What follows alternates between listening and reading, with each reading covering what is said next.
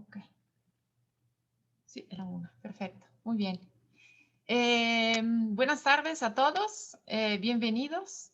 Yo soy Lucia Capra, soy la directora del Centro Geociencias y para mí es un gusto poderlo recibir el día de hoy para celebrar el Día Internacional de la Tierra. Exactamente hoy, el 22 de abril, en todo el mundo se realizan actividades para impulsar acciones para el uso responsable de nuestro planeta y de sus recursos naturales y energéticos, como por ejemplo el agua y los combustibles fósiles.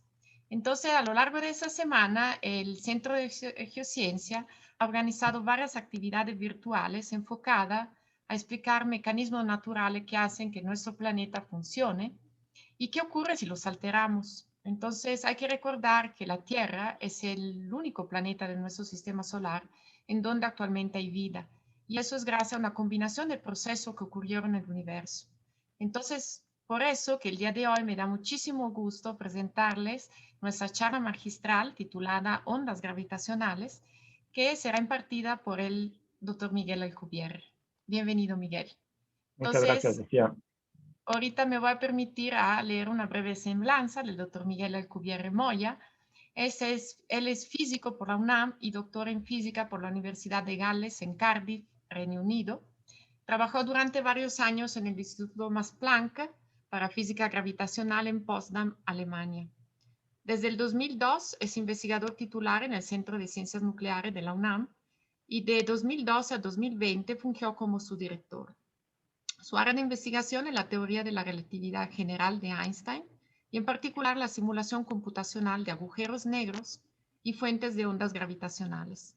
Es autor de más de 50 publicaciones, así como de un libro de texto publicado por Oxford University Press.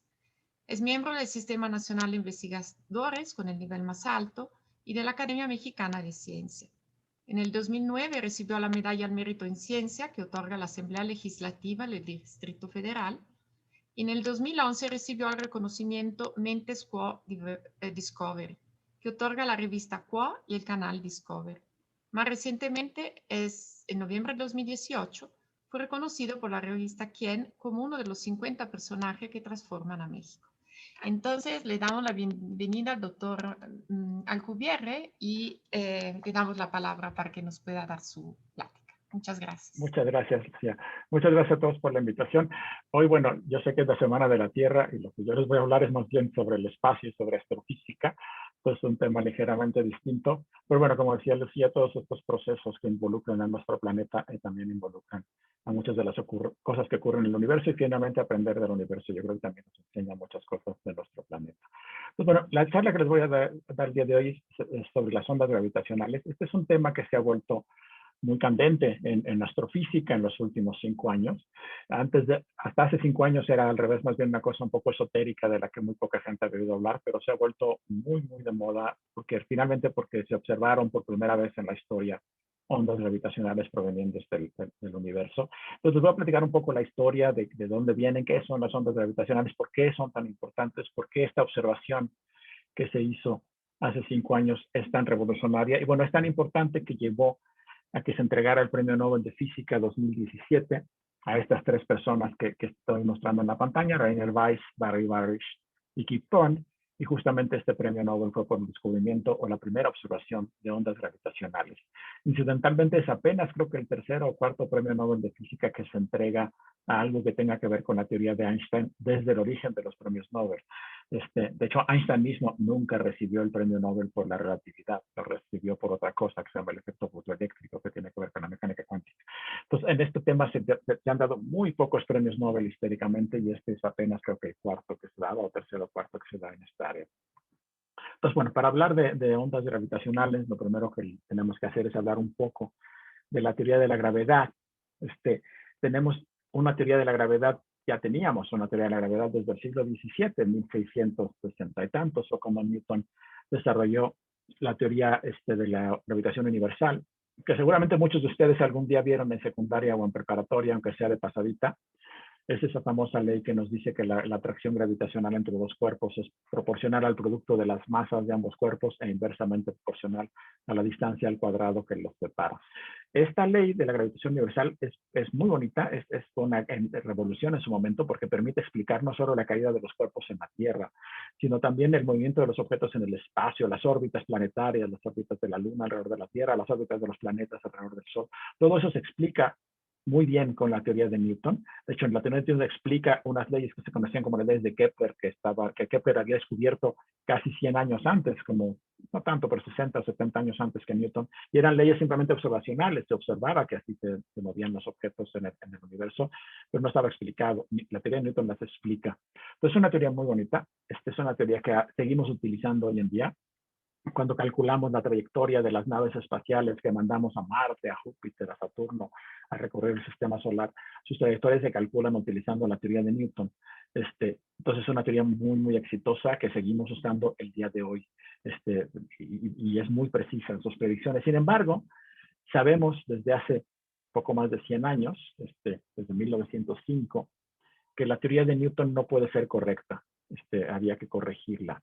Y la razón principal por la que había que corregirla es que tiene una cosa que es muy fea, se llama acción a distancia. En la teoría de Newton, la gravedad de los objetos, un objeto siente la gravedad de otro de manera instantánea a través del espacio vacío sin que haya nada en medio. Entonces, si alguien en este instante moviera el Sol, de acuerdo a la teoría de Newton, la Tierra tendría que reaccionar instantáneamente. Entonces, eso ya era feo desde el principio, desde la época del siglo XVII era feo, y de hecho algunos de sus contemporáneos hicieron esta crítica a Newton, dijeron, no, esta idea de reacción a distancia, de esta acción a velocidad infinita es muy fea. Y él les contestaba, sí, es muy fea, si se les ocurre algo mejor, ahí me cuentan. Y bueno, a nadie se le ocurría nada mejor durante mucho tiempo. Al primero que se le ocurrió algo mejor fue Einstein. Y el problema que surgió a principios del siglo XX fue que de acuerdo a la teoría de la relatividad especial de Einstein de 1905, nada puede viajar más rápido que la luz. Es una ley de la física, nada puede viajar más rápido que la luz. La velocidad de la luz es la velocidad máxima de interacción en nuestro universo. Y pues una cosa instantánea, de luego va más rápido que la luz, es instantánea. Entonces, esto era un conflicto, había un conflicto entre la teoría de Newton y la relatividad especial de Einstein desde 1905.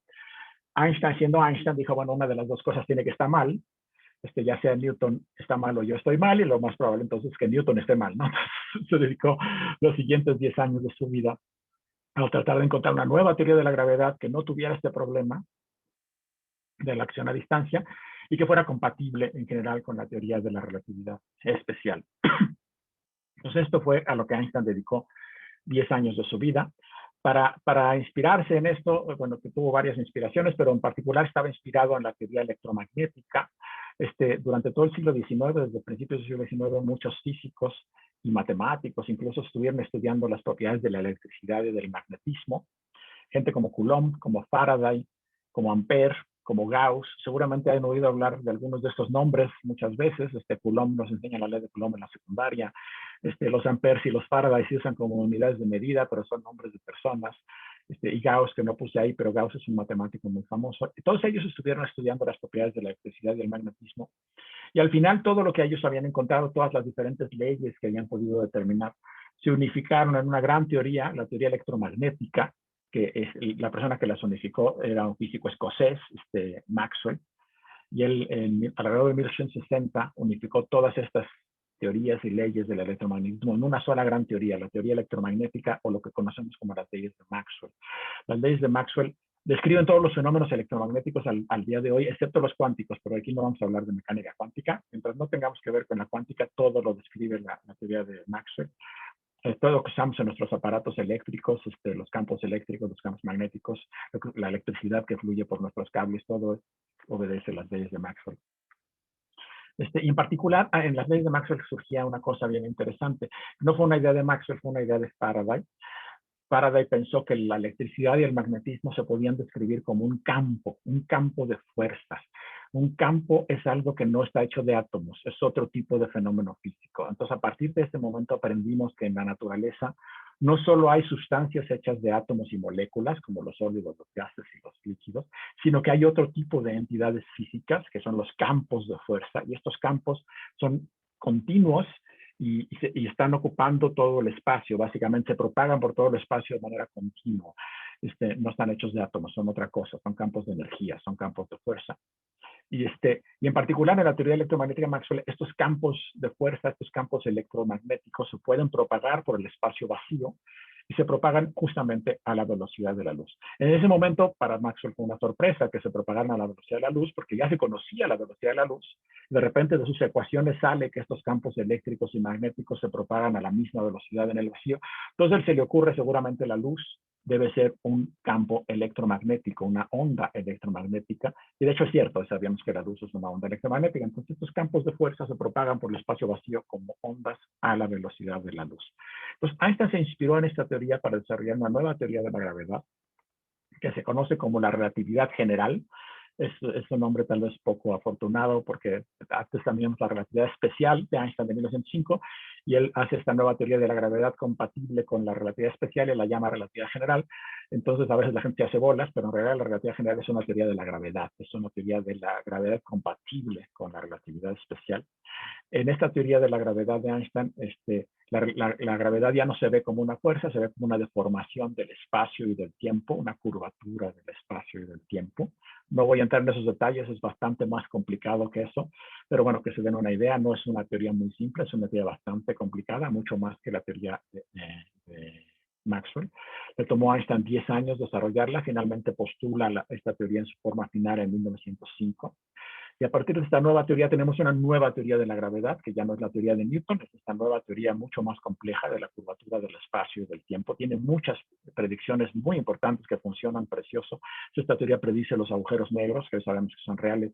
Esta teoría predice la expansión del universo y el origen del universo en la gran explosión. Todo es consecuencia de esta teoría de Einstein. Pero otra cosa en particular que predice y que es en la que me quiero concentrar el día de hoy, es que justamente en esta teoría la gravedad ya no es instantánea como lo era en la teoría de Newton. La gravedad es un campo de energía que se propaga por el espacio justamente a la velocidad de la luz, ya no es instantánea. Entonces, una perturbación en la gravedad se propaga por el universo como una onda a la velocidad de la luz. De acuerdo a esta teoría, si en este momento alguien pudiera mover el sol, darle unas cachetadas al sol y ponerlo a moverse de un lado para otro, la Tierra no reaccionaría instantáneamente. Este cambio en la gravedad se propagaría hacia la Tierra como una onda a la velocidad de la luz y la Tierra tardaría 8 minutos en reaccionar a cualquier cosa que hiciera el Sol, porque ese es el tiempo que toma a la influencia del Sol llegar hasta la Tierra. Entonces, esta teoría predice esto de que por el universo se pueden propagar perturbaciones de la gravedad como fenómenos ondulatorios, como ondas, y justamente a la velocidad de la luz. Entonces, a esto es a lo que llamamos ondas gravitacionales. Son perturbaciones en la gravedad que se propagan a la velocidad de la luz por el universo. Entonces, a partir de ese momento, Einstein en 1917 ya está hablando de las ondas gravitacionales, está haciendo los primeros estudios matemáticos de estas ondas gravitacionales. La teoría es muy complicada, y como es muy complicada, es muy difícil entender sus predicciones. En ese momento prácticamente nadie la entendía, incluso el mismo Einstein había cosas que no entendía de su propia teoría. Entonces hubo un debate durante mucho tiempo debido a la complejidad de las ecuaciones. Entonces estas ondas gravitacionales eran muy difíciles de estudiar a nivel teórico, y les digo, era muy difícil entender las predicciones de la teoría. Entonces hubo un gran debate. Ahí les pongo dos fotografías. Al lado derecho hasta arriba está Einstein, ya como alrededor de los 40 y tantos años. Y abajo a la izquierda ven a un astrónomo que era un astrofísico muy famoso a principios del siglo XX. En ese momento era quizá el astrónomo más famoso del mundo, era Arthur Eddington, era un astrónomo británico. Una de las primeras personas que entendió la teoría de Einstein, que se puso a estudiar en serio la teoría de Einstein. De hecho, Eddington fue la persona que hizo una medición muy importante en 1921 de un eclipse solar, en donde la teoría de Einstein predecía que la luz viniendo de las estrellas lejanas, pasando cerca del Sol, se iba a desviar por la curvatura del espacio. Y el primero que lo pudo medir durante un eclipse solar fue Eddington, y esto fue la primera gran comprobación de la teoría de Einstein, y fue lo que hizo de hecho famoso a Einstein, porque hasta ese día Einstein lo conocían los físicos, entre los físicos era muy famoso, pero la gente de la calle nunca había oído hablar de este señor, pero esto salió en todos los periódicos ahora. Físico predice que la luz se curva y se confirma, y entonces esto hizo a Einstein famoso entre la gente de la calle. Bueno, Eddington se los pongo ahí porque Eddington no creía en las ondas gravitacionales. Cuando Einstein hablaba de ondas gravitacionales, Eddington hizo un cálculo que le salió distinto a Einstein. Dijo, ¿sabes qué? Esto está bien raro. Y entonces Eddington declaró que las ondas gravitacionales se propagaban a la velocidad del pensamiento, lo que es una burla. Está diciendo que son imaginarias, que no son reales, ¿ok? Este debate duró décadas, porque les digo, la teoría es muy compleja, es difícil de entender. Todavía en 1936, Einstein mismo intenta publicar un artículo científico en el que, según él, demostraba que las ondas gravitacionales siempre no existían, que en realidad no existían. Y les digo que lo intenta publicar porque el artículo no se publica porque tiene errores. De hecho, lo que ocurre es que lo manda a una revista, el Physical Review, y en esta revista mandan su artículo, como se acostumbra en las revistas hoy en día, a un par de árbitros que lo revisan. Los árbitros contestan, ¿saben que este artículo tiene varios errores? Por favor, corríjanlos. Einstein se indigna. Einstein dice, ¿cómo es posible que se hayan atrevido a mandar un artículo mío a que lo revisaron árbitros?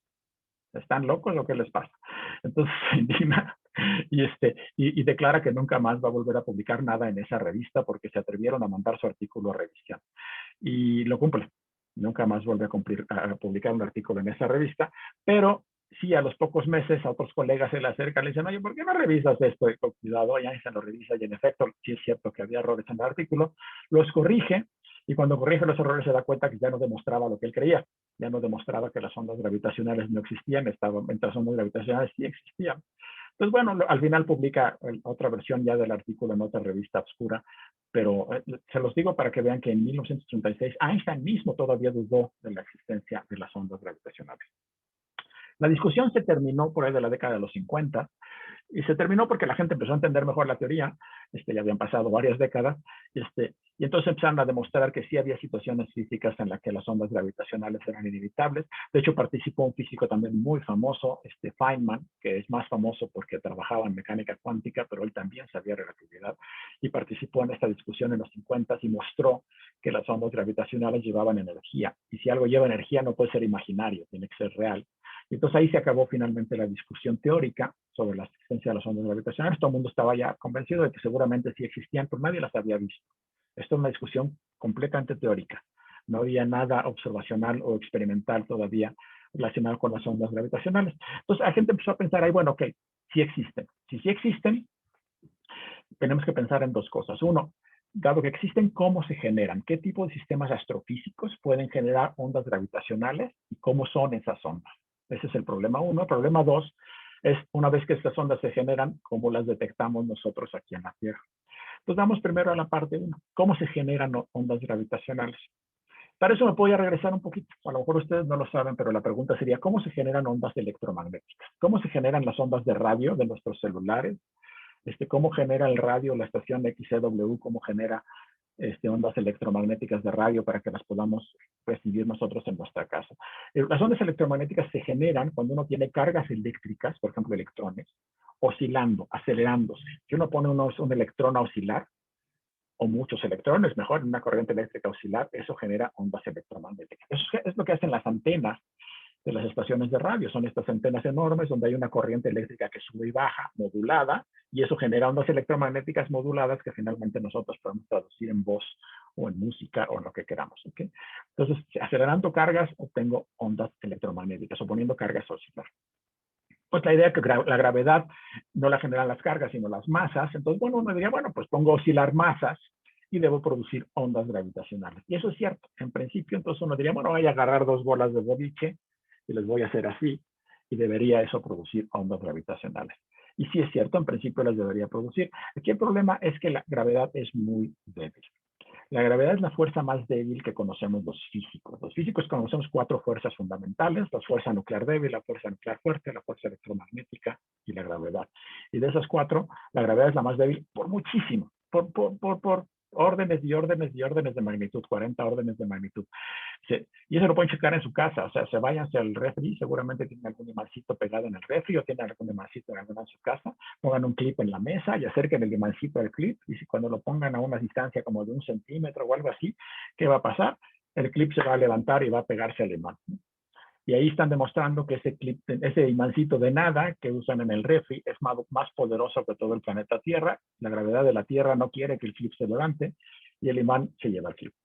Entonces ahí demuestran que el magnetismo es muchísimo más poderoso que la gravedad. La gravedad es la fuerza más débil de todas. Y debido a eso, Si yo pongo oscilar dos bolas de boliche, olvídense, la gravedad de las bolas de boliche es despreciable y nunca voy a poder obtener nada. Lo que necesito es poner a oscilar estrellas que tienen una gravedad considerable. Entonces, si quiero generar ondas gravitacionales, tengo que poner a oscilar estrellas. Entonces uno diría, híjole, ¿cómo le hago para poner a oscilar dos estrellas en el laboratorio? Está complicado el asunto, pero bueno, afortunadamente no lo tenemos que hacer en el laboratorio, la naturaleza lo hace sola y 2/3 partes de las estrellas que existen en nuestra galaxia viven en pareja, son sistemas binarios, entonces están dando vueltas, es decir, están oscilando. Y esas oscilaciones en principio deberían producir ondas gravitacionales, pero otra vez la gravedad es muy débil. Entonces, no cualquier estrella y no cualquier tipo de oscilación. Necesito estrellas realmente muy masivas, con mucha masa, más muy compactas para que concentren la gravedad. Y además que estén dando vueltas una alrededor de la otra muy rápido. De preferencia, varias veces por segundo, decenas de veces por segundo. Y que sean estrellas muy compactas, pero muy masivas. Y ese tipo de estrellas existen. En la década de los 50 no se sabía que existían, pero apenas estaba la gente imaginándoselas, pero en la década de los 60 se descubrieron. Los llamamos estrellas de neutrones. Una estrella de neutrones es una estrella que tiene como 2 veces la masa del Sol, pero que tiene el tamaño de una ciudad grande, digamos el tamaño de la Ciudad de México, pero con el doble de la masa del Sol. Esa es una estrella de neutrones. Y sí existen en el universo, se descubrieron en los 60, y a veces están en pareja, en sistemas binarios. Y están muy cerca, y entonces estas estrellas pueden dar vuelta una alrededor de la otra varias veces por segundo. Entonces, este tipo de sistemas deberían producir ondas gravitacionales suficientemente intensas como para que tuviéramos alguna oportunidad de detectarlas en la Tierra. Entonces, se le ocurrió a la gente desde los 60 y tuvieron que esperarse como 10, 15 años a detectar el primero de estos sistemas, el primer sistema de este tipo que se conoce en nuestra galaxia, es el púlsar binario. Un púlsar es una estrella de neutrones que rota muy rápido y lanza pulsos. Entonces, cuando oigan pulsar, es una estrella de neutrones, es básicamente un sinónimo. Entonces, el primer púlsar binario se descubrió en 1974. No se conocen muchos. Hoy en día se conocen nada más 4 o 5 en toda la galaxia, creo, y a lo mejor estoy exagerando. Pero la primera que se descubrió fue en 1974 y la gente dijo, esto es ideal, este sistema debe estar generando ondas gravitacionales suficientemente intensas como para en principio pudiéramos detectarlas. Nada más que en esa época no había buenos detectores de ondas gravitacionales, me voy a regresar a eso ahorita.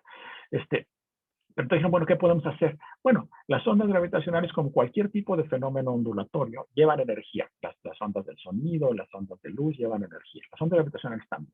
La energía se conserva. Entonces, si estas ondas gravitacionales llevan energía, ¿de dónde sacan la energía? Y la sacan de la órbita de las estrellas. Eso quiere decir que a la hora que se estén emitiendo ondas gravitacionales, la órbita de las estrellas debe cambiar, debe perder energía. Entonces, lo que puedo hacer es observar con muchísimo cuidado la órbita de estas estrellas con instrumentos astronómicos de alta precisión y ver cómo cambia con el tiempo. Y debería cambiar porque están perdiendo energía en ondas gravitacionales.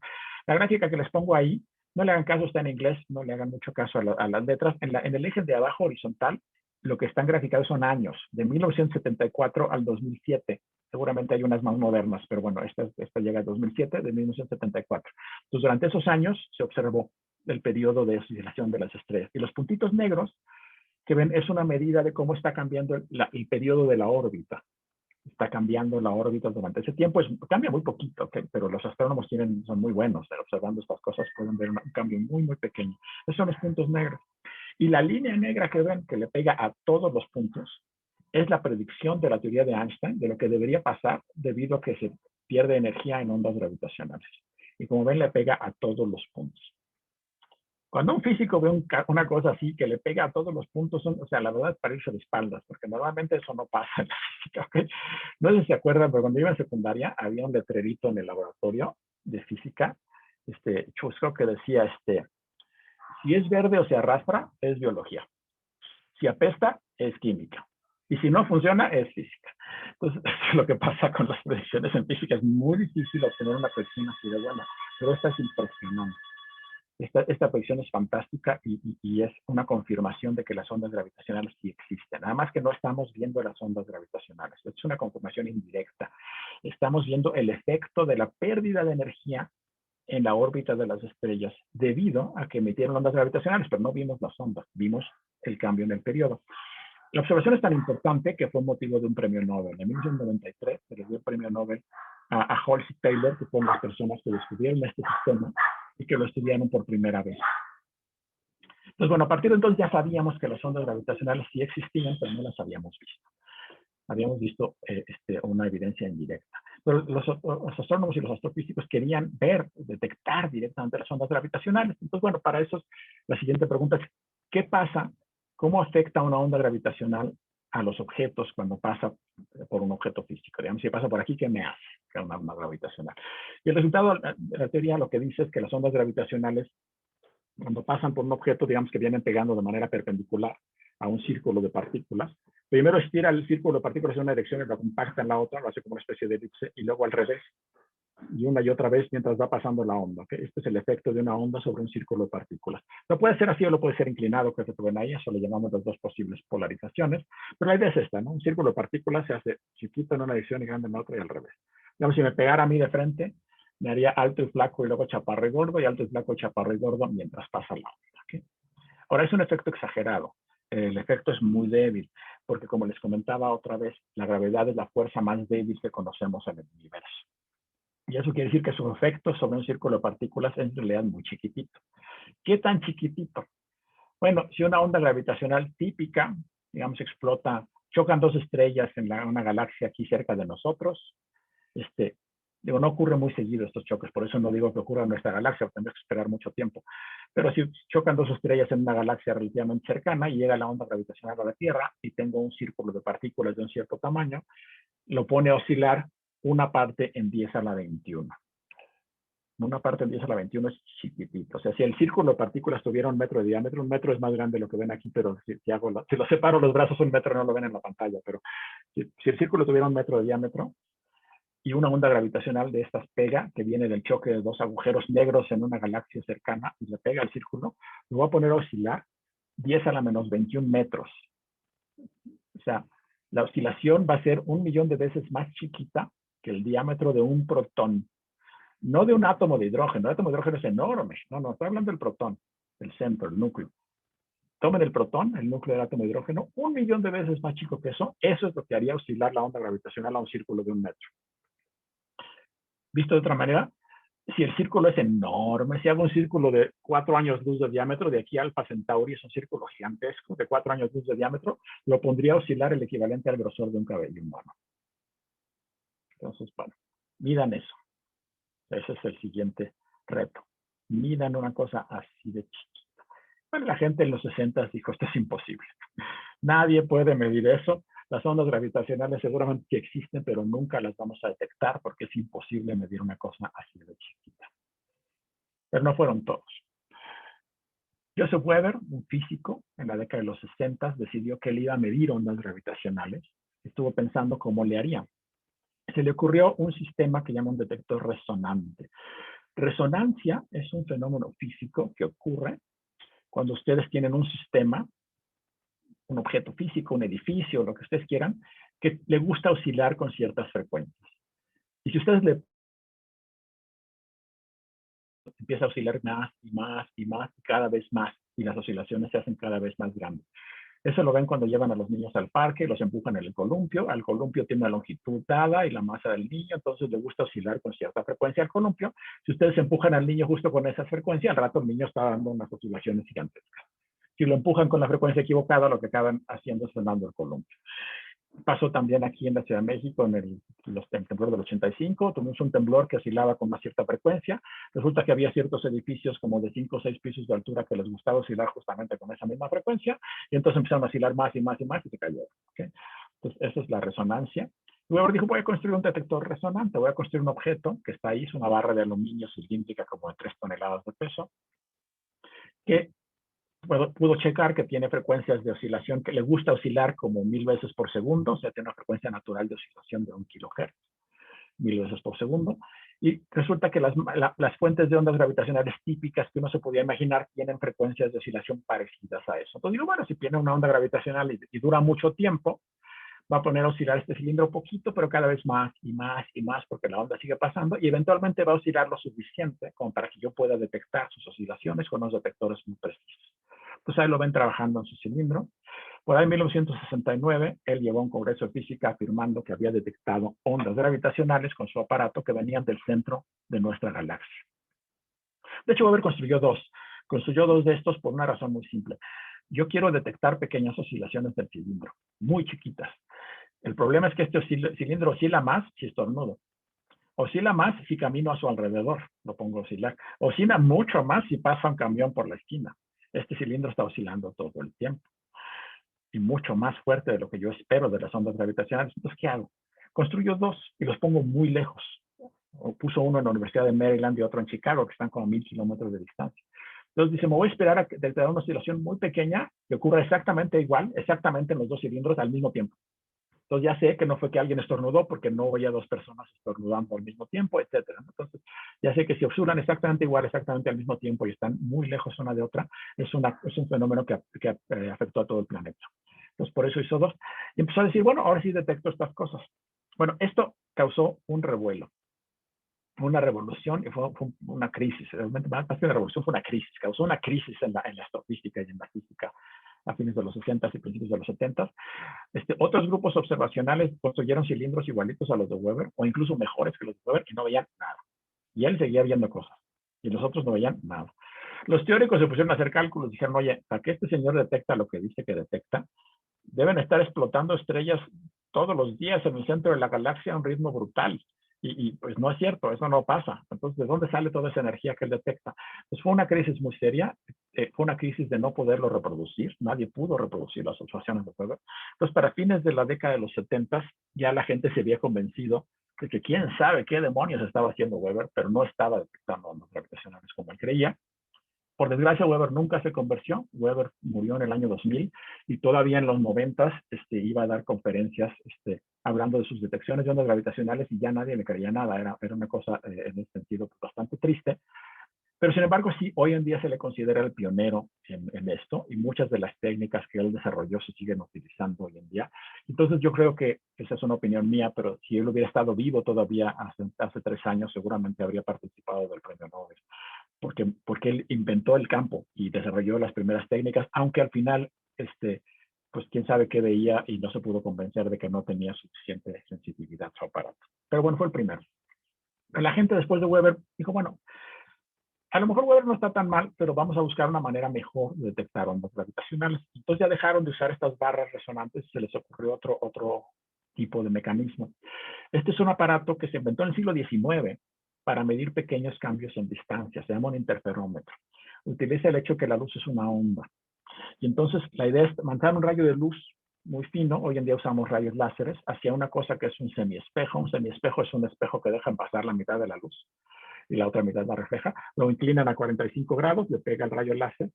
La mitad se refleja a 90 grados y la otra mitad lo atraviesa. Y en las otras orillas ponen espejos ahora sí muy buenos que reflejan toda la luz. Esa luz viene de regreso al semiespejo, se combina y al final ven una salida de luz en un detector que puede ser una pantalla fluorescente, por ejemplo. De ahí ven cómo sale la luz. Resulta que como la luz es una onda, si los caminos que recorre la luz, los dos caminos distintos son exactamente iguales, ocurre una cosa que se llama interferencia constructiva y entonces ven en la pantalla luz muy brillante. Pero si mueven uno de estos espejos un poquitito, de manera que los dos caminos ya no coincidan, la interferencia se puede volver destructiva y entonces en la pantalla no ven nada, se ve negro. En la práctica, como nada es perfecto, lo que uno ve en las pantallas es una serie de bandas brillantes y oscuras, pero lo que ocurre es que si uno mueve uno de los espejos muy poquito, realmente si lo mueven de milésimas de milímetro, ven como el patrón de interferencia, estas líneas francas y negras se mueve en la pantalla y entonces pueden usar ese movimiento de las líneas para detectar movimientos muy pequeños en los espejos, realmente de milésimas de milímetro o incluso más chiquitos. Esto se inventó en el siglo XIX. La gente en los 80 dijo, oye, esto suena fantástico para detectar ondas gravitacionales. Viene una onda gravitacional, me imagino, desde arriba, y entonces ya les había dicho que era un círculo, lo achata en una dirección y lo alarga en la otra. Entonces, uno de los espejos lo va a separar y el otro lo va a acercar. Entonces, como que de alguna manera me duplica el efecto y debería poder yo ver en el patrón de interferencias este movimiento de los espejos que produjo la onda gravitacional al pasar. Entonces, la idea suena fantástica. Y la gente en los 80 se puso a construir este tipo de detectores. Eran detectores caseros muy chiquitos. Había uno que tenía, los brazos tenían la distancia entre el espejo y el centro, el semiespejo era como de 10 metros. Eso estaba en Escocia, en la ciudad de Glasgow. Los americanos construyeron uno un poco más grande, de 30 metros de brazo, que lo pusieron en Caltech, en California.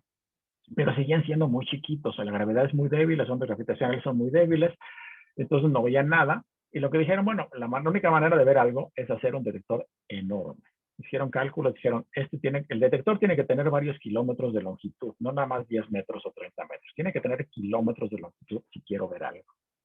Y a fines de la década de los 80, por ahí de 89, 90, se juntaron tres físicos y decidieron pedirle a la National Science Foundation, el equivalente del CONACYT en Estados Unidos, pero con mucho más dinero y poder que nuestro CONACYT aquí, $300 millones para construir el primer detector grande de escala de kilómetros de ondas gravitacionales. De hecho, querían construir dos, por la misma razón que Weber. Voy a construir dos muy lejos porque si pasa un tren por ahí cerca va a poner a oscilar los espejos y eso no es lo que yo quiero ver. Quiero ver que los dos espejos oscilan exactamente igual, exactamente al mismo tiempo cuando estén a miles de kilómetros de distancia. Entonces construyeron dos, pusieron uno en el estado de Luisiana, en Estados Unidos, y el otro en el estado de Washington, cerca de Seattle.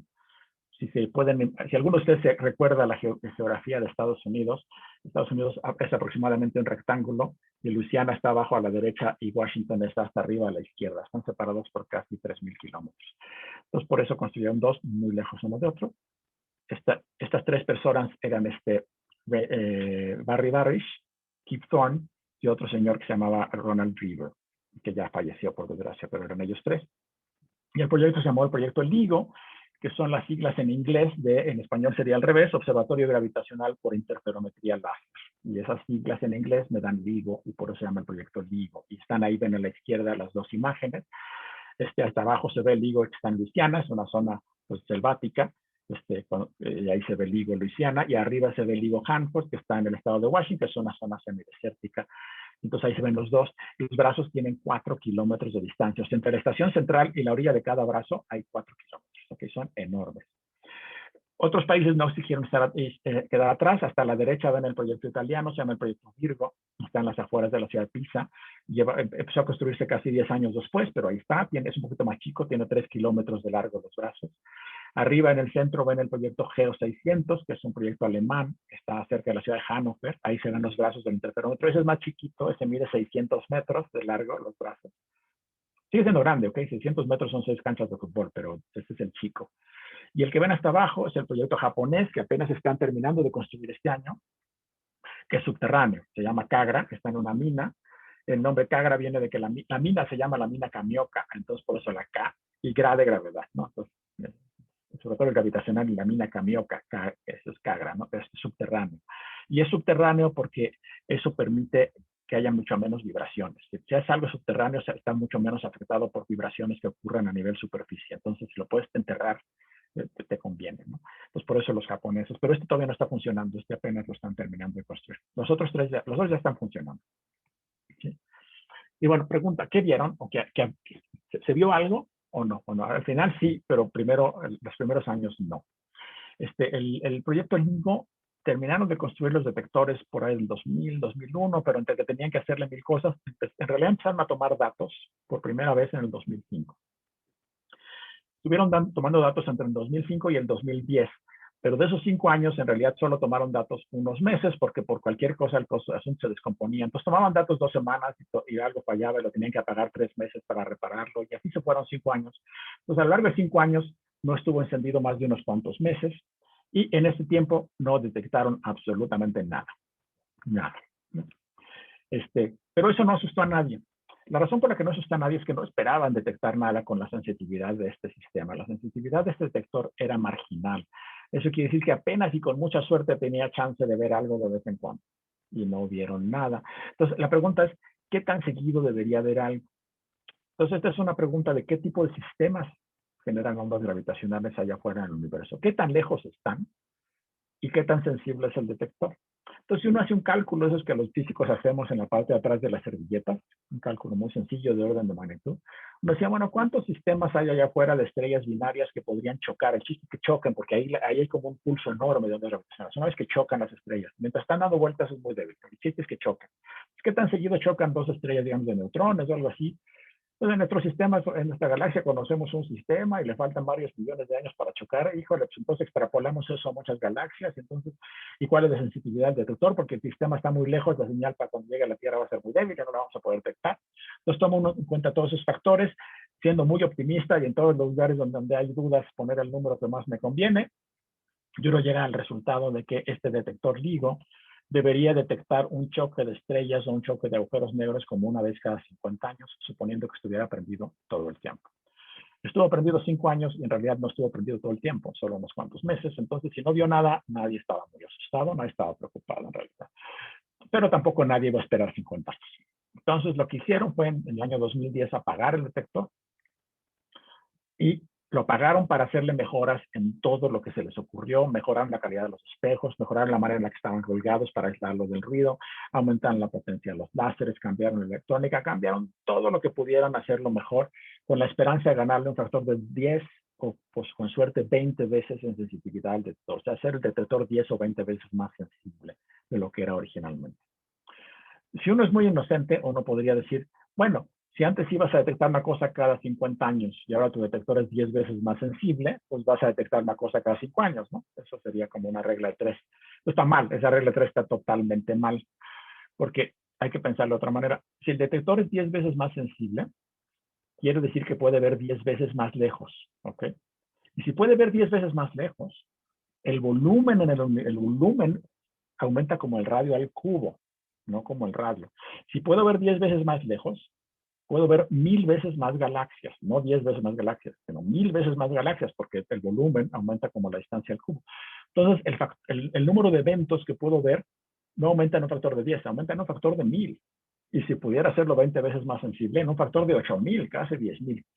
Y entonces, en lugar de ver un evento cada 50 años, paso a ver un evento cada semana. ¿Okay? Si logro esto. Entonces esto ya se vuelve bien interesante, que ya no voy a esperar 50 años, sino debería haber una de estas cosas cada 1 o 2 semanas. ¿Okay? Entonces eso fue lo que hicieron.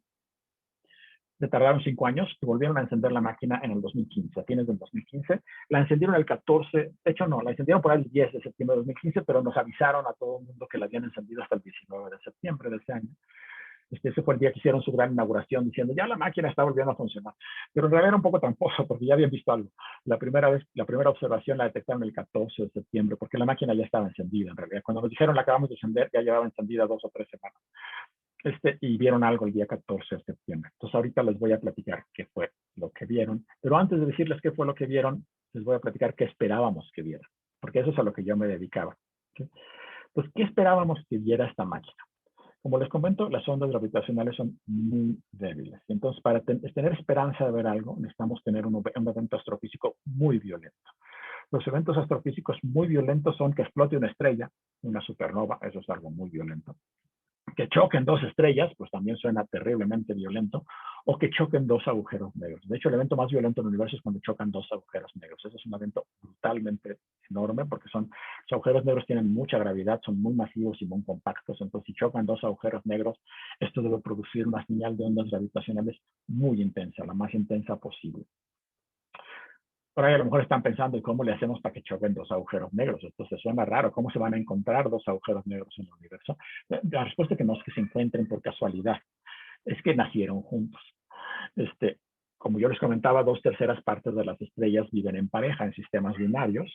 Al final de su vida, si las estrellas son muy grandes, ambas estrellas van a morir en una explosión de supernova y luego va a quedar en el centro un agujero negro. Entonces voy a acabar con 2 agujeros negros dando vueltas uno alrededor del otro, muy cerca además uno de otro.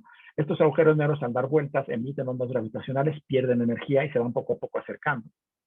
Este proceso puede tomar millones de años, puede tomar 20 o 30 millones de años que estos agujeros no se acerquen, pero eventualmente se acercan lo suficiente y chocan.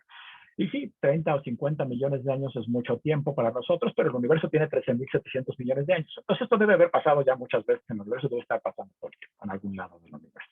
Entonces los agujeros negros sí chocan y se encuentran porque nacieron juntos en una binaria. Entonces, esto se les ocurría a todos en los 70s, 80s. Bueno, a mí no, yo era muy joven, en esa época se le ocurría a la gente en los 70s y 80s.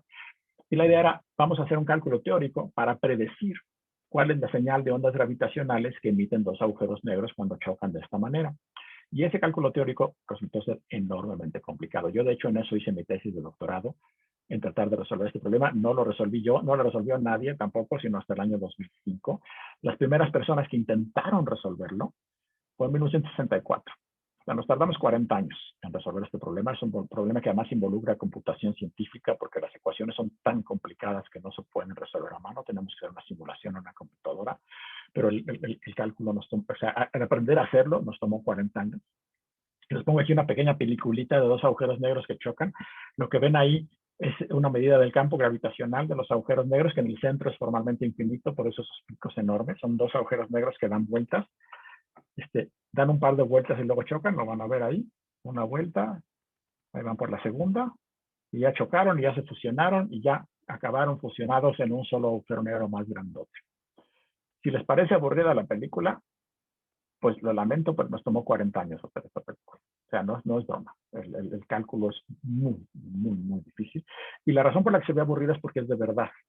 Es una simulación científica de verdad del choque de dos agujeros negros. Si fuera una animación de Disney se vería fantástica y todo espectacular, pero sería de mentiras, ¿ok? Esto es de verdad.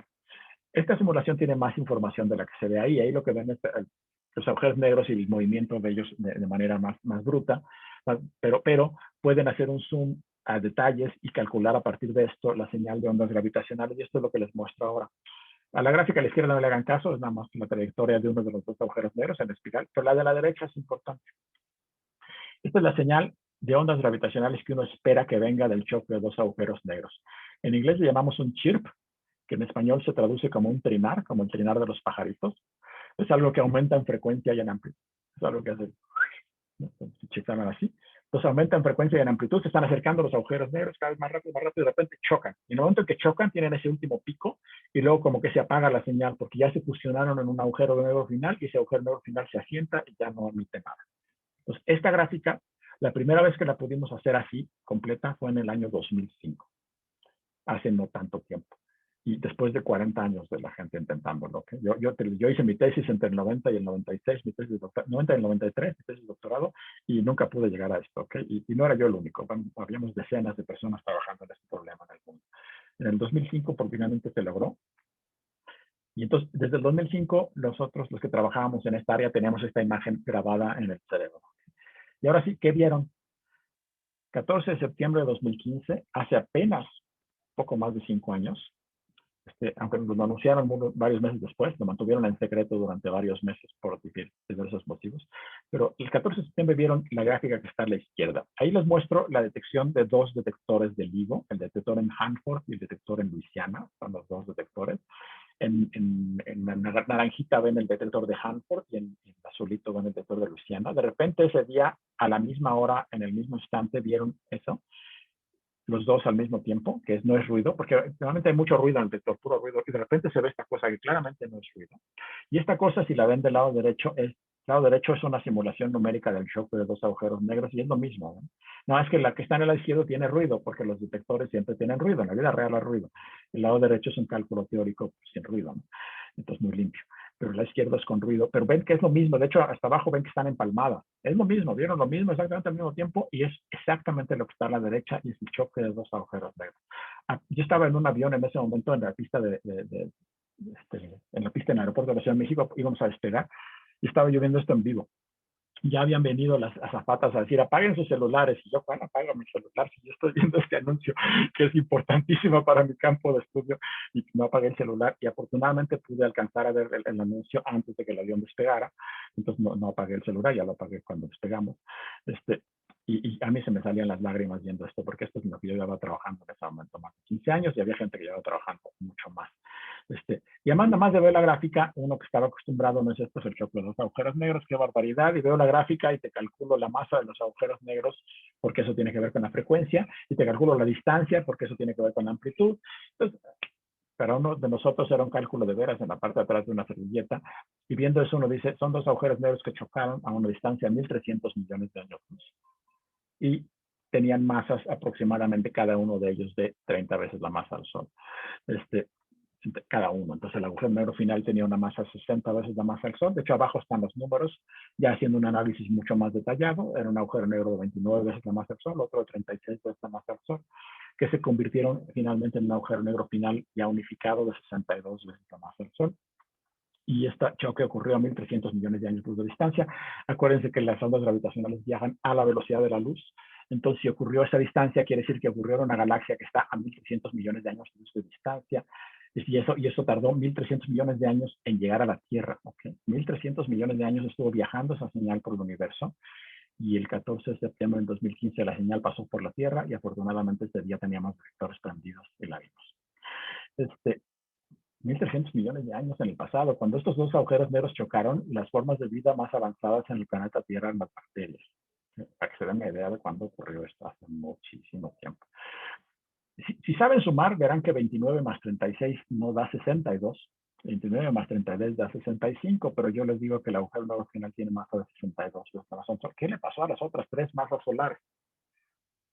¿Se acuerdan de la ecuación E igual a mc al cuadrado de Einstein? Masa y energía son equivalentes. Esas tres masas solares se convirtieron en energía pura. ¿Energía de qué? Energía de las ondas gravitacionales. De las ondas gravitacionales se robaron 3 veces la masa del Sol en energía y toda la colisión, si ven la gráfica de la izquierda, ven hasta abajo, las unidades son unidades de tiempo y todo ocurre en una décima de segundo. Pues 3 veces la masa del Sol se convirtió en energía en una décima de segundo. Es una locura absoluta. El Sol no ha convertido ni siquiera el 1% de su masa en energía en toda su vida. Y aquí fueron 3 soles completos convertidos en energía en menos de una décima de segundo. Eso es absolutamente una locura. Pero eso fue la primera detección y ese es motivo del premio Nobel. Aquí les pongo otra simulación. Esta es más bonita, es más reciente, es una simulación. Ay, no sé qué hice. Es una simulación del 2015. Ya me pasé. Del choque de esos dos agujeros negros. Esta es una simulación más moderna. La que les puse antes era de 2005, esta es de 2015. Entonces ya sabemos hacerlas más bonitas. Entonces ven dos agujeros negros que van dando vueltas y vueltas y vueltas. En verde ven las ondas gravitacionales que van emitiendo.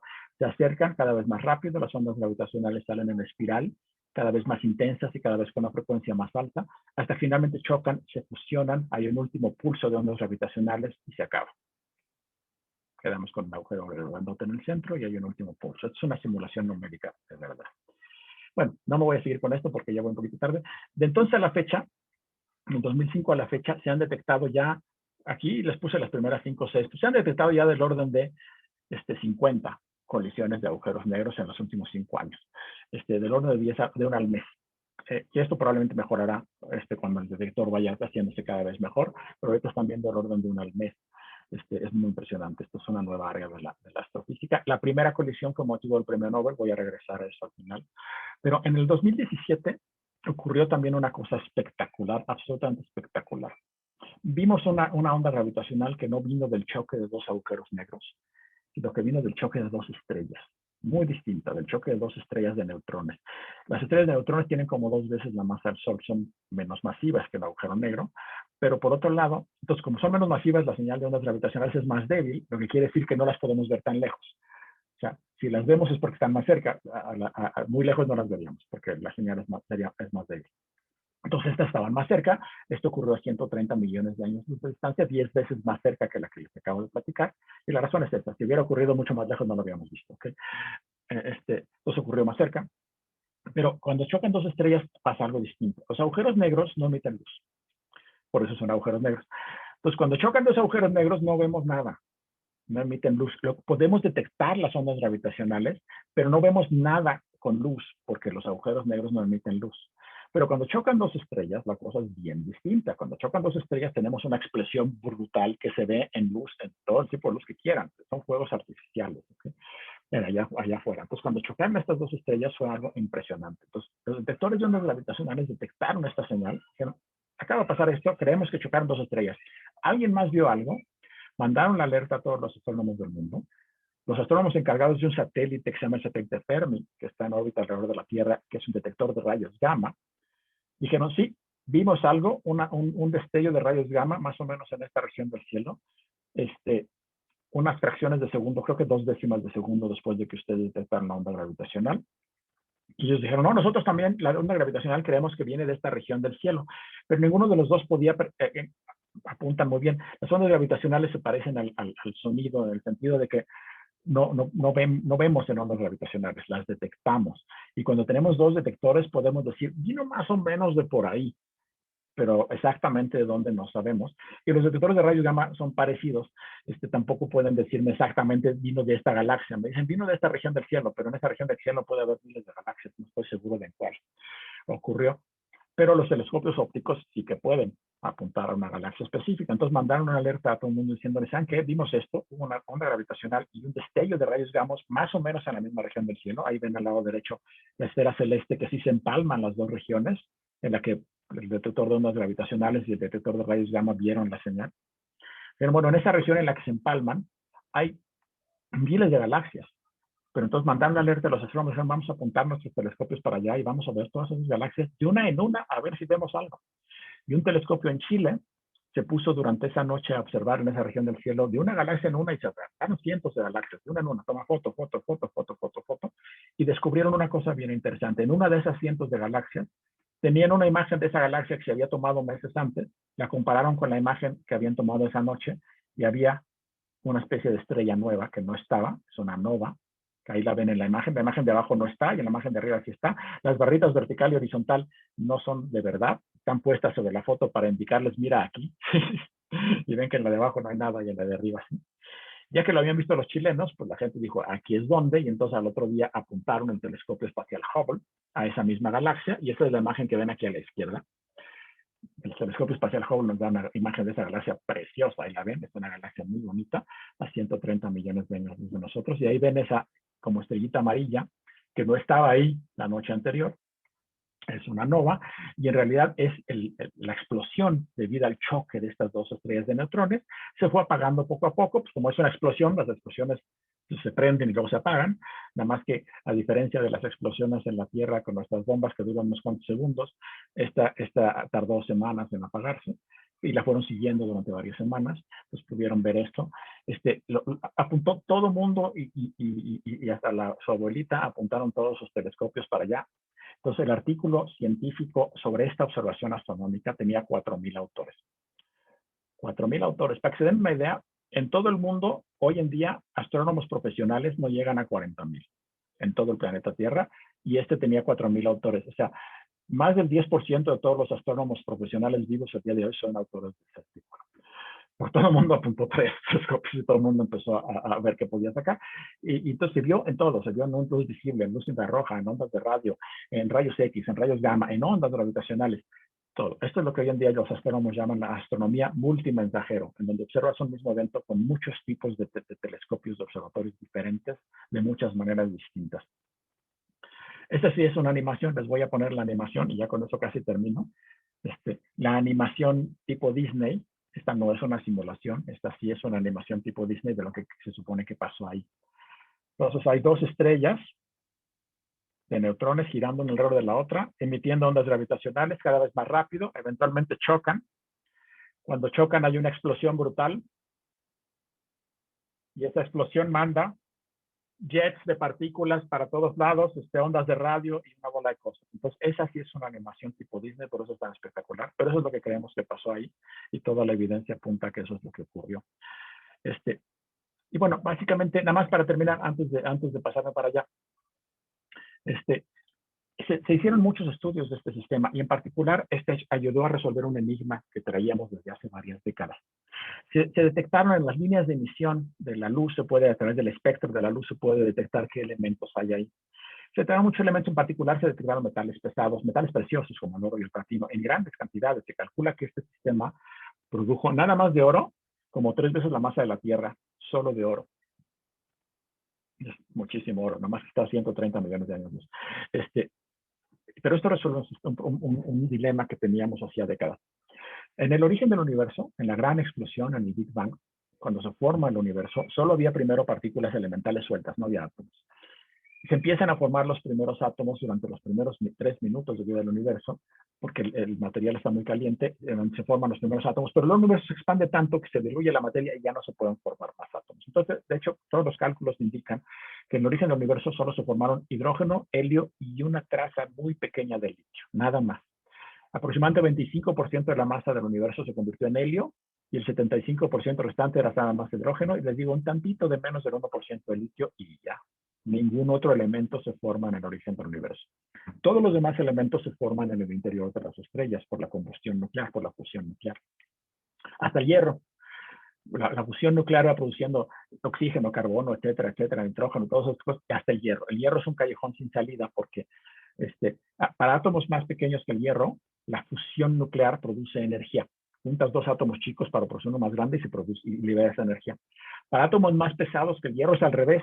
Si quieres liberar energía, tienes que romper los átomos y entonces liberas energía, como en el caso del uranio. Pero el hierro es un callejón sin salida. No importa lo que le hagas, si le rompes o le avientas cosas, pierdes energía, no ganas energía. Entonces, las estrellas no generan más que hasta el hierro. Y ahí se queda. Y el hierro no está ni a la mitad de la tabla periódica. ¿Okay? Entonces, ¿de dónde vienen todos los demás elementos? Bueno, la idea que se le ocurre a la gente es cuando muchas de estas estrellas mueren en una explosión de una supernova, en la supernova las temperaturas se elevan tanto durante la explosión que sí, ya puedes fusionar átomos de hierro en otras cosas, aunque pierdas energía, no importa, hay energía de sobra porque está la supernova. Entonces ahí puedes generar átomos mucho más pesados, en principio toda la tabla periódica. Y eso es cierto, los cálculos me dicen que es cierto, pero cuando uno hace en detalle y ve las cantidades, resulta que lo que generas de metales pesados es muy poquito. De metales como el oro o el platino se genera muy poquito. Y no puede explicar la cantidad de oro y platino que hay en la Tierra. Simplemente las supernovas no lo explican, lo que generan es demasiado poquito para explicar la abundancia de estos elementos en el sistema solar. Pero este choque de estrellas de neutrones sí genera suficiente. Entonces, hoy en día, lo que suponemos los astrofísicos es que la mayor parte de los metales pesados que vemos en el sistema solar o en sistemas similares al sistema solar se generaron en el choque de estrellas de neutrones hace pues, miles de millones de años, hace 10.000, 8.000 millones de años, y a partir de estas sustancias desparramadas por toda la galaxia por el choque de estas estrellas se fueron formando nuestro sistema solar y otros, y por eso tenemos la concentración de elementos pesados que tenemos. Pues para mí es muy poético pensar que la argolla matrimonial que traigo aquí, que está de oro, a lo mejor alguna vez fue parte del choque de dos estrellas de neutrones que ocurrió hace muchos miles de millones de años en nuestra galaxia. Bueno, ya con eso termino la charla. Aquí hay un resumen, pero no voy a tener el resumen, nada más quiero una última transparencia. Me regreso al premio Nobel. El premio Nobel de Física 2017 son estas tres personas, Rainer Weiss, Barry Barish, Kip Thorne. ¿Por qué se los dieron a ellos? Yo les comenté, el proyecto LIGO, que detectó las ondas gravitacionales, fue propuesto por tres personas. Barry Barish, que es el del medio, Kip Thorne, que es el de la derecha, y una persona que ya falleció, John Aldriver, que falleció en el 2010. Los premios Nobel solo se le pueden dar a tres personas cuando mucho. Se le puede dar a uno o a dos, pero cuando mucho a tres cada año. Y aquí les quedaba un hueco, porque Driver ya había fallecido y no se dan póstumos. No le puedes dar premio Nobel a alguien que ya murió. Entonces les quedaba un hueco. Y a la persona que pusieron en ese hueco fue Rainer Weiss. Y la razón es la siguiente. Cuando estas personas obtuvieron sus $300 millones en el año 1991-92 para construir estas máquinas gigantescas, se empezaron a dar de topes como la pared. Kip Thorne, el de la derecha, es teórico. Él no sabe nada en qué gastar dinero más que en postdocs y en computadoras. Barry Barish sí es experimental, pero era un experimental que tenía su laboratorio en su universidad, donde construía cosas chiquitas, y de repente tiene $300 millones para construir una máquina gigantesca. Y lo mismo le pasaba al otro, Ronald Reagan. Además empezaron a pelear, porque los tres tenían más personalidades acá. Entonces nadie sabía quién era el jefe, todos se peleaban, no sabían qué hacer. Después de un par de años estaban ya muy preocupados porque no se habían gastado de ese dinero casi nada y lo habían usado para completar postdocs y comprar computadoras, pero no habían empezado a construir nada. Ya se estaban peleando y no veían cómo resolver el problema. Entonces dijeron, ¿saben qué? Tregua, dejemos de pelearnos, no sabemos hacer esto. Ya conseguimos el dinero, pero no sabemos hacerlo. ¿Qué vamos a hacer? Pues ¿sabes qué? Hay un grupo de físicos que llevan muchas décadas construyendo aparatos gigantescos y ya lo saben hacer. Son los físicos de partículas que construyen los grandes aceleradores de partículas. Entonces, ¿por qué no nos conseguimos a uno de estos y lo contratamos? Entonces llamaron a Rainer Weiss, que había sido el director del Superconducting Super Collider, un gran acelerador de partículas que iba a construir en Estados Unidos, pero que luego se canceló por falta de fondos. Y él era el director. Entonces se había quedado sin chamba. Entonces dijeron, oye, ya no tienes chamba y sabes hacer estas cosas, ayúdanos. Y llegó Rainer Weiss y les dijo, sí, yo sé hacer esto, yo lo voy a construir. Pero de hoy en adelante, el jefe soy yo. Ustedes se callan. Si tengo alguna duda, les pregunto. Y si no tengo dudas, se callan. Entonces, en efecto, él se volvió el jefe y él construyó los detectores. Entonces, sin Rainer Weiss no hubiéramos tenido detectores, aunque los otros habían conseguido el dinero. Entonces, por eso le dieron también el premio Nobel a él. Bueno, ya con eso termino. Les agradezco mucho y si tienen preguntas, pues ya me dirá Lucía. Muchas gracias. No, muchísimas gracias, Miguel, porque es impresionante la escala de tiempo que pueden medir ustedes. Ustedes se están dedicando a medir en tiempo real algo que ocurrió hace miles de millones de años. Y Correcto. nosotros geólogos tenemos que ser muy creativos porque cuando vamos a campo a estudiar rocas de hace 200 millones de años, por ejemplo, lo único que podemos hacer es adquirir de manera indirecta elementos que nos digan qué procesos ocurrieron. Entonces creo que sea fascinante lo que han logrado hacer Sí. y lo que nos presentas el día de hoy, la verdad es eh, muy interesante. Eh, yo tenía algunas preguntas y a ver si en el chat alguien se anota. Por ejemplo, ¿cuál sería digamos, el choque más cercano que han podido medir? O No me en sé todos tiempo y los en datos, espacio. no tengo todos los datos, pero creo que el de las estrellas de neutrones probablemente sea el más cercano. Los agujeros negros, como los podemos ver más lejos, los vemos muy seguido, porque son, la exclusión es más intensa, digamos, la emisión de onda gravitacional es mucho más intensa, entonces podemos ver más lejos, entonces los vemos muy seguido, y casi siempre son a varios cientos de millones de años de distancia. El caso de las estrellas de neutrones, hasta ahora solo se han visto 2 choques de estrellas de neutrones y los dos han sido mucho más cerca. Justo por lo mismo, los vemos muy poco seguido porque si estuvieran lejos no los veríamos y cerca no ocurren muy seguido. Entonces, por eso nada más hemos visto 2, pero sí, creo que es el más cercano, como 130 millones de años luz, es el más cercano que hemos visto.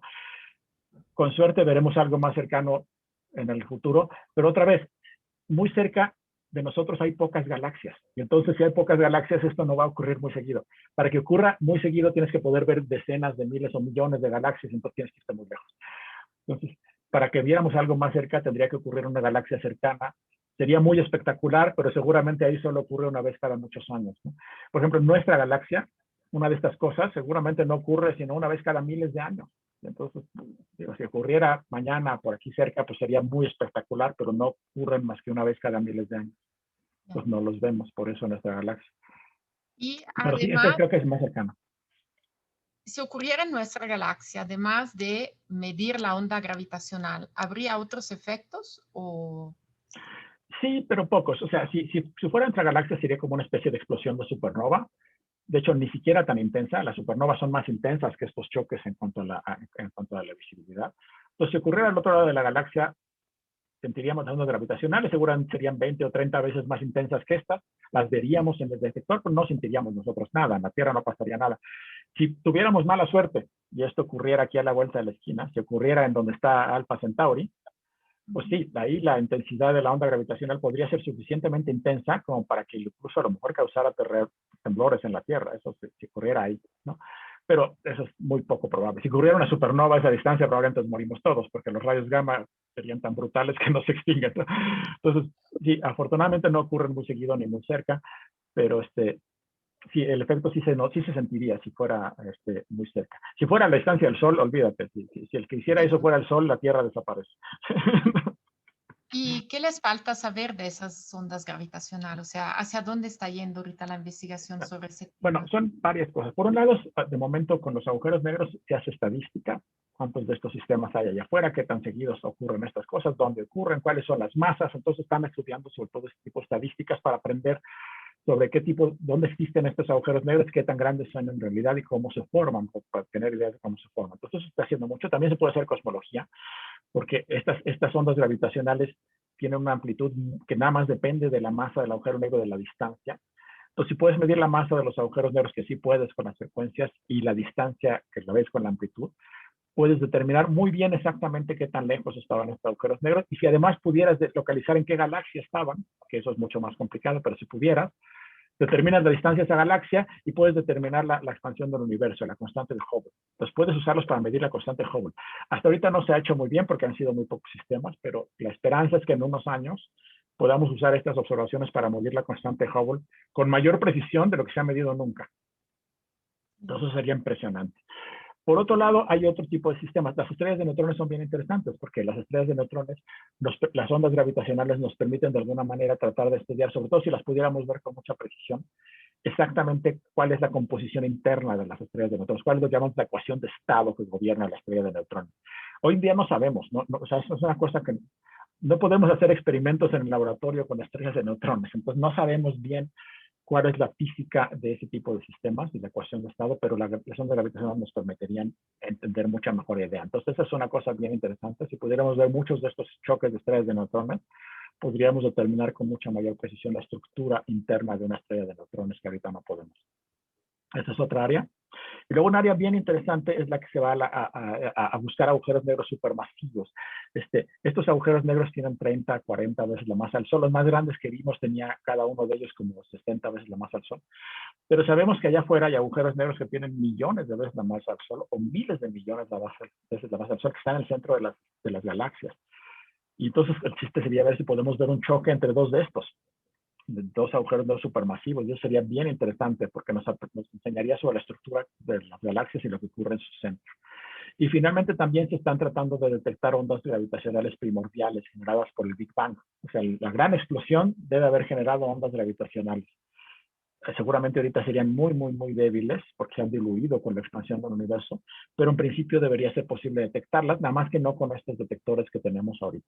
Para eso se está pensando mandar detectores de ondas gravitacionales al espacio. Poner un detector de ondas gravitacionales en órbita, ni siquiera alrededor de la Tierra, sino en órbita alrededor del Sol, porque el chiste es que fuera muy grande. No sería un solo objeto, no vamos a mandar un objeto de millones de kilómetros de longitud al espacio, no se puede, pero puedes mandar 3 satélites que estén girando uno alrededor del otro y que la distancia entre los satélites sea de millones de kilómetros, que se manden rayos láser uno al otro y que sirvan como un detector de ondas gravitacionales en el espacio. Y esto ya está planeado y si todo sale bien, se lanzará al espacio en los próximos 10 o 15 años. Es fascinante. Y por último, porque cuando empezaste la plática comentaste de todos los, bueno, los que se han dedicado al principio, Einstein, Newton, en la ley de gravedad, etcétera, y esos debates, ¿no? Que a veces se describen como en las películas, así muy de novela. Si en la actualidad en los congresos de físicos todavía hay muchos debates en ese sentido, o sea, ¿cuáles son las dudas que todavía quedan y que se siguen bueno, debatiendo? sí, ahí depende de dónde. En astrofísica hay menos debates en cuanto a las ecuaciones fundamentales, pero hay más debates en cuanto a cuáles son los procesos físicos importantes si estás estudiando, por ejemplo, una estrella.